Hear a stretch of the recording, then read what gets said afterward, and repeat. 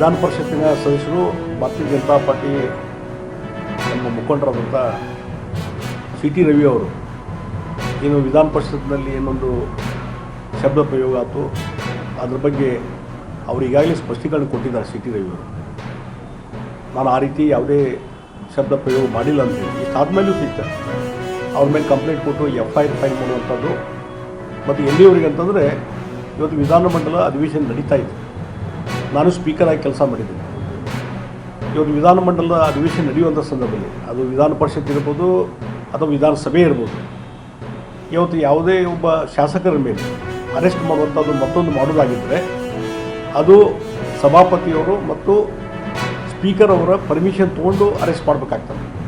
ಅವರ ಒಪ್ಪಿಗೆ ತೆಗೆದುಕೊಳ್ಳಾರ್ದೆ ಅರೆಸ್ಟ್ ಮಾಡಲಿಕ್ಕೆ ಬರೋದು. ಬೇಸಿಕ್ಕಾಗಿ ಆ ರೂಲ್ಸನ್ನು ವೈಲೇಟ್ ಮಾಡಿದರು. ಆಮೇಲೆ ಸುಪ್ರೀಂ ಕೋರ್ಟ್ ರೂಲಿಂಗ್ಸ್ ಪ್ರಕಾರವೂ ಸಹಿತ ಇವತ್ತು ಯಾರಾದರೂ ಅರೆಸ್ಟ್ ಮಾಡುವಾಗ ಅವ್ರಿಗೆ ನೋಟಿಸ್ ಕೊಡಬೇಕಾಗ್ತದೆ. ಯಾವ ಕಾರಣದ ಸಲುವಾಗಿ ಯಾವ ಕೇಸ್ ಆಗಿದೆ ಏನು ತನ ಅಂತೇಳಿ ಅವ್ರು ನೋಟಿಸ್ ಕೊಟ್ಟು ಅವ್ರನ್ನ ಅರೆಸ್ಟ್ ಮಾಡಬೇಕಾಗ್ತದೆ. ಆ ನೋಟಿಸನ್ನು ಕೊಡಲಿಲ್ಲ.